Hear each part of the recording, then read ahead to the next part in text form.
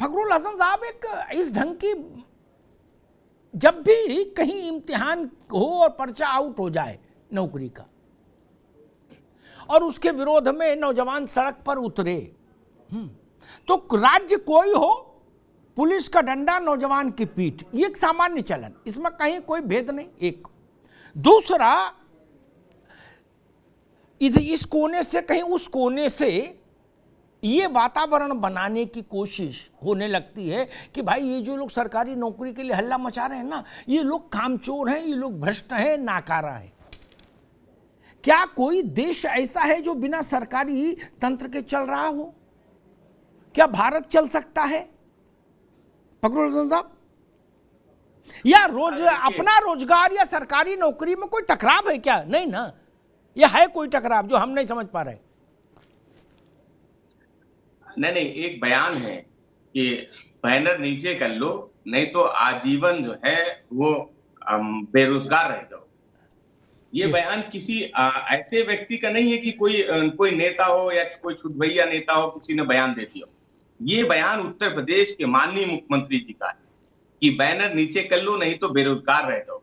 जब संवैधानिक पद पे बैठा हुआ व्यक्ति, सबसे बड़े लोकतांत्रिक पदों पे बैठे हुए व्यक्ति की भाषा ऐसी हो जाती है, तो जो पुलिस है, आप कह रहे हैं कि डंडा है, तो पुलिस का डंडा तो चले गई, वो बैनर भी नीचे कर लिया जाएगा। और अगर आप अपनी मांग कर रहे होंगे कि हमें रोजगार दो, या हमारी जो भर्ती हुई थी उसमें पेपर लीक हो गया था, उसकी बात करेंगे, तो डंडा तो चले गई। तो देखिए, हम देश में जो सरकारें हैं, हमने उत्तराखंड भी देखा, हमने उत्तर प्रदेश में भी देखा, कहीं कोई एक पेपर नहीं हो पा रहा है। पिछले 5 सालों से जो भी पेपर होने वाला होता है, उससे पहले वो पेपर लीक हो जाता है। लेकिन सुशासन है भारतीय जनता पार्टी का, कोई सवाल नहीं है। इसमें बिहार और राजस्थान भी जोड़ लो, है ना, वहां भी स्थिति ऐसी है, रोज लट्ठ चल रहा है रोज, इसलिए उनको भी जोड़ लो। बिहार हो, राजस्थान हो, महाराष्ट्र हो या बंगाल हो, कहीं पे भी हम तो नौजवानों की बात करें। बेरोजगारी केवल उत्तर प्रदेश या उत्तराखंड का मुद्दा नहीं है, पूरे देश का मुद्दा है। ठीक बात, मैं दोबारा आता हूं आपके पास। अशफाक खान साहब, ऐसा माहौल क्यों बनाया जा रहा है? इसके पीछे डिजाइन क्या है? इसके पीछे षड्यंत्र क्या है कि भाई नौकरी क्यों मांगी जा रही है? आराम करने के लिए, रिश्वत लेने के लिए, मक्कारी करने के लिए? अपना रोजगार क्यों नहीं करते सब लोग? ऐसा एक टोन सेट की जा रही है, क्या आपको लगता है? जी बिल्कुल, मुझे पूरी तरह से यह चीज लगता है जी कि 2014 में जिस वादे के साथ सरकार आई थी कि हम हर साल 2 करोड़ रोजगार देंगे, नौकरी देंगे, और भी तमाम वादे थे। युवा देश था भारत, उस युवाओं को प्रोजेक्ट करके भारत को विश्वगुरु बनाने की बात थी। लेकिन 1 साल के अंदर ही युवाओं को पता चल गया कि सिर्फ बातें बातें होंगी। इसके लिए आंदोलन शुरू हुआ, उसके बाद कुछ परीक्षाएं हुई, पेपर लीक शुरू हुआ, और युवाओं ने जब पोस्टर बैनर उठाया तो उनके ऊपर लाठीचार्ज हुई। तो एक नैरेटिव सेट किया गया कि आप नौकरी नहीं मांग सकते हैं इस सरकार से। सरकार की पूरी जवाबदेही युवाओं को रोजगार देने के लिए तय ही नहीं करी गई, और वह हुआ हमारे माननीय प्रधानमंत्री के नेतृत्व में। उसके बाद उत्तर प्रदेश का चुनाव 2017 में, जिसमें प्रचंड बहुमत से योगी जी आए, और उसके बाद उनके दिमाग में यह चीज बैठ ही गई कि हम नौकरी दिए बिना युवाओं को अपना वोट बैंक बना सकते हैं। और वह चीज आज भी ये लोग लगातार फॉलो करते चले जा रहे हैं, और बहुत निर्लजता से ये लोग अपनी बात को रखते हैं। युवाओं से कोई जवाबदेही नहीं तय होती है। जो युवा रोजगार के लिए उनके दरवाजे पे जाते हैं, उनको लाठी डंडे से पीट के भगा दिया जाता है। उसके बाद दूसरा क्रम होता है उत्तर प्रदेश में परीक्षा लीक का। योगी जी के टाइम पे लगभग 22 से 27 परीक्षाएं हुई, जिसमें दोबारा मैं आता हूं, सबको एक बार बहस में ले आऊं। अशफाक, सबको बहस में ले आऊं। आज मेरा मुद्दा, मैं फिर इस रजत के पास चलूं, प्रशांत पाठक मन पर, उससे पहले एक बात और स्पष्ट कर दूं ताकि बहस भटके नहीं। मेरा मुद्दा आज ये नहीं, मैं दूसरा मुद्दा लेके आया हूं आज। इसको सब लोग समझ लो, नहीं तो आप सब लोग भटकाओगे। रजत सिंह, आप भी खास तौर पर, ठीक है ना, प्रतियोगी छात्र। 10 नौकरी भर्ती हो, मैं उस बहस में नहीं पढ़ना चाहता आज, ठीक? 10 भर्ती हो, 10 समय से हो, पारदर्शी ढंग से हो, निष्पक्षता से हो, इसकी मांग करना और इसको क्रियान्वित कराने के लिए दबाव बनाना सब हर नौजवान का हक है। बिल्कुल बिल्कुल अरे भाई रुको दादा, रुको रुको रुको रुको भाई, इतनी तेज नहीं भाई, दोबारा में आएंगे, अभी बैठो। सिर्फ आज मैं इतनी बहस पर लेके आया, इसको इस तरफ डाइवर्ट क्यों किया जा रहा है कि भाई रोजगार और सरकारी नौकरी के बीच में लड़ाई हो, जैसे कोई जिसकी इच्छा आए वो रोजगार करेगा, जिसकी इच्छा आए नौकरी के लिए अपनी योग्यता को टेस्ट करेगा। रजत, इसमें संघर्ष क्यों है? हम हो सकता है 2 साल टेस्ट में उतरना चाहे, 2 साल के बाद अपनी डेयरी खोले, या हम जिंदगी, या हम जब तक उम्र रहे तब तक टेस्ट दे। इसमें क्या किसी को दिक्कत है, सरकार को या किसी को? चाहे बिहार हो, चाहे राजस्थान हो, चाहे उत्तर प्रदेश हो, चाहे उत्तराखंड हो, चाहे पश्चिम बंगाल हो, मैं एक से ही दृश्य देख रहा हूं, एक सी पीठ, एक सी लाठी, एक सा नैरेटिव। रजत, हाँ, हालांकि प्रतियोगी छात्रों का भी थोड़ा राजनीतिक मंशा भी रहती है, तो वो राज्यों को पॉलिटिकल आधार पर भी चुनते कई बार बोलने में, लेकिन मेरे लिए तो पूरा देश एक है। इसलिए मैं आज ये मुद्दा लेके आया कि रोजगार और सरकारी नौकरी, इसके बीच में लड़ाई है क्या? हाँ सर, देखिए क्या होता है कि बेरोजगार जो भी नेता होते हैं, इससे पहले तो छात्र होते हैं, छात्र नेता से युवा नेता, युवा नेता से नेता बन जाते हैं। वो ये चीज भूल जाते हैं कि वो भी कभी छात्र रहे होंगे, और छात्र को क्या क्या परेशानी उठाना पड़ती है उस चीज को बहुत भली भांति जानते होंगे। आप देख रहे होंगे उत्तर प्रदेश नहीं, भारतवर्ष के जितने भी राज्य हैं वहां पर बेरोजगारों की संख्या बढ़ती जा रही है। केंद्र सरकार हो या उस राज्य की राज्य सरकार हो। एक मिनट रुकिए। आप अब लड़ाई इस बात पर हो रही है कि सरकारी नौकरी इसलिए चाह रहे हो आप लोग चूंकि वहां भ्रष्टाचार कर पाओ, कामचोरी कर पाओ, अयोग्य होने पर भी तनख्वाह मिले।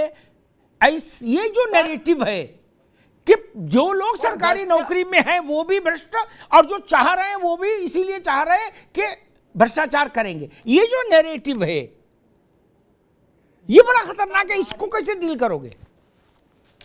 सर, योग्यताधारी की योग्यता क्या है वो तो परीक्षा में ऑटोमेटिक छात्र दिखा देते हैं, लेकिन अगर पेपर लीक होता है तो सबसे बड़ा कारण है कि केंद्र सरकार हो या राज्य सरकार हो एक टीम का गठन करे, और जो भी पेपर लीक प्रकरण में उनकी भूमिका संदिग्ध होती है या पकड़ा जाता है उनके खिलाफ कठोर से कठोर कार्रवाई करे। सरकार क्यों नहीं कर रही है? केंद्र में भी सरकार है, राज्य में भी सरकार है, उत्तर प्रदेश में कौन सा नियम नहीं लागू हो सकता, कौन सा कानून नहीं लागू हो सकता है?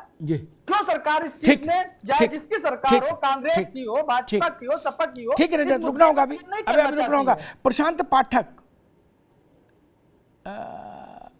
नौजवानों का तो जो छात्र संगठन होते हैं या इस तरह प्रतियोगी, उनका एक अपना दायरा होता है, वो केवल अपनी भर्ती तक कन्फाइंड रहते हैं। लेकिन मेरा बहस केवल किसी एक भर्ती तक नहीं है, रजत का हो सकता है, अशफाक का हो सकता है, मेरा लार्जर पर्सपेक्टिव है। क्या दुनिया में कोई देश बिना सरकारी तंत्र के चल रहा है, चल सकता है? एक, जो लोग सरकारी नौकरी कर रहे हैं वो बेईमान हैं क्या? हमने कोरोना में देखा कि इस देश को चलाया ही सरकारी आदमी ने, प्राइवेट तो बंदी भागी गया था। फिर ये कौन से लोग हैं जिनसे ये नैरेटिव सेट करवाने की कोशिश हो रही है कि नहीं सरकारी नौकरी जो कर रहा है वो भी, और जो चाह रहा है वो भी इसलिए चाह रहा काम ना करना पड़े और भ्रष्टाचार में मौज ले? प्रशांत पाठक सर, सबसे पहले तो मैं आपका धन्यवाद ज्ञापित करूंगा कि आपने इतना अच्छा मुद्दा खोज करके निकालने का काम किया है। मेरी आवाज आप तक आ रही है? आ रहे भैया, आ रहे। मैं सबसे पहले आपको धन्यवाद ज्ञापित करूंगा कि जो आज के परिप्रेक्ष्य में जो इतना जो नफरत की राजनीति पूरे देश में हो रही है और आपने इतना अच्छा रोजगार का मुद्दा उठाया है, इसके लिए आप धन्यवाद के पात्र हैं। आप जैसे पत्रकार धन्यवाद के पात्र हैं। और दूसरा जो आपने सर मुद्दा कहा कि ये कौन से लोग हैं जो ऐसा नैरेटिव सेट करना चाहते हैं, तो ये वही लोग हैं जो देश की सरकारी चीजों को प्राइवेट के हाथों बेचना चाहते हैं, और वही लोग चाहते हैं कि इस प्रकार का पर्सपेक्टिव जनता के बीच हम जब तक लेकर के जाएंगे कि जो सरकारी चीज होता है, जो सरकारी कर्मचारी होता है वो कामचोर होता है, और जब हम ऐसा जब पर्सपेक्टिव जब करेंगे तो कहीं ना कहीं जो है सो प्राइवेटाइजेशन करने में हमको सहूलियत होगी, पहली बात। दूसरी बात, आप देख सकते हैं कि जो सरकारी कहां भ्रष्टाचार नहीं होता है, सबसे ज्यादा भ्रष्टाचार तो प्राइवेट सेक्टर में होता है। आप छोटा छोटा एलएनटी का टेंडर, छोटा छोटा दूसरे चीजों का जब टेंडर जब उठाने जाइएगा तो वर्क ऑर्डर के लिए भी घूस लिया जाता है, तो वो सब छुप जाता है, वो सब कॉफी हाउस में बैठ करके डील हो जाता है, वहां पर नहीं देखा जाता है। लेकिन अगर छोटा मोटा कोई काम के लिए सरकारी करता है तो पूरा जो है सो लाइमलाइट में आ जाता है। खैर, भ्रष्टाचार दोनों गलत है, इसको मैं नहीं मानता हूं, लेकिन यह कह देना कि सारे सरकारी जो है वो भ्रष्टाचार है, वो बिल्कुल गलत है। सारे सरकारी अधिकारी भ्रष्टाचारी नहीं होते। हमने तो ऐसा ऐसा रेलवे का कर्मचारी देखा है जो बेचारा 20,000 22,000 रुपया महीना के लिए बेचारा रेलवे का फाटक 24 घंटा उठाता है, सोता तक नहीं है, तो उसको आप भ्रष्टाचारी कह देंगे? बिल्कुल नहीं। कहने का मतलब है कि अगर आपको सही मायने में युवाओं को रोजगार नहीं देना है तो मुंह खोल के बोल दीजिए कि हमको नहीं देना है, लेकिन ये नाटक मत करिए कि भ्रष्टाचार होता है हम नहीं करेंगे। क्यों नाटक करने की जरूरत है? पहले भी होता था, आज भी होगा, आगे भी होगा। आप नहीं रहेंगे कोई दूसरा देगा, लेकिन ऐसे मत कहिए कि भ्रष्टाचारी होता है। जी ठीक। मनोज पंडित जी, बार बार ऐसे वक्तव्य आते हैं, मैं आज नामों में नहीं पढ़ना चाहता, वो वक्तव्य कानों में थोड़ा चुभते हैं कि भाई जिसे देखो मुंह उठाए चला आ रहा, बोले सरकारी नौकरी करेंगे चाहिए। देश में इतनी सरकारी नौकरी कहाँ से आएंगी?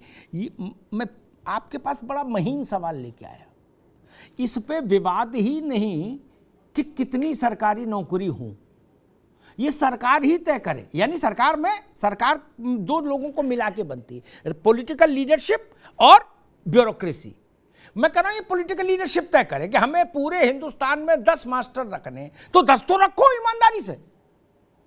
हम इस बहस में अभी पढ़ ही नहीं रहे 10 ही क्यों रखो, वो 10 तो रखो। सेना में कितना फौज रखनी है आप तय कर लो, उतने का तो भर्ती करोगे ना, कि इसलिए बंद कर देंगे कि सरकारी आदमी बेईमान है। नहीं मैं एक मिनट या एक बात आती है कि भाई रोजगार, जॉब का मतलब सरकारी नौकरी भारत में, ये वक्तव्य बहुत सारे बड़े छोटे सारे नेताओं ने दिया, मैं नाम नहीं लूंगा यहां, नहीं तो विषय भटक जाएगा। फिर कांग्रेस उस व्यक्ति पर आक्रमण करने लगेगी, सपा भी करने लगी, ये जो हमारे नौजवान साथी बैठे ये भी नेता बनने के उसमें कुछ ना कुछ बोलेंगे, तो विषय भटक जाएगा, भाजपा कांग्रेस हो जाएगा। मैं उस बहस में नहीं जाना चाहता। मैं सिर्फ इस मतलब ये क्यों कहा जाता है कि भाई सबको सरकारी नौकरी चाहिए, रोजगार क्यों नहीं करते? मैं कह रहा हूं, अगर मान हाइपोथेटिकल, काल्पनिक सवाल, लेकिन मैं छोटा आदमी हूं इसलिए काल्पनिक सवाल ही करूंगा। मान लीजिए पूरा देश रोजगार करने पे आमादा हो जाए, मान लो, तो सेना में कौन होगा, सुप्रीम कोर्ट में जज कौन बैठेगा? वो पार्टी ऑफिस के कार्यकर्ता जाके काम करके आएंगे, आईपीएस आईएएस का, सरकारी स्कूल में पढ़ाने का, सरकारी दवाखाना खोलने का। मान लीजिए पूरा देश कह दे कि हम अब सरकारी नौकरी को गंगा में तिलांजलि दे दिए, अब केवल और केवल रोजगार करेंगे, गाय के गोबर से दिया बनाएंगे मान लो, या इस टाइप का जो भी, ठीक। तो ये सब चीजें कहां से पूरी होंगी, ये मैं समझना चाह रहा हूं। भाई एक कलेक्टर चाहिए ना, एक एसडीएम चाहिए ना, एक मजिस्ट्रेट चाहिए ना, जिले में कम से कम रखो, 2-4 हजार सिपाही और दरोगा भी रखना होगा, है?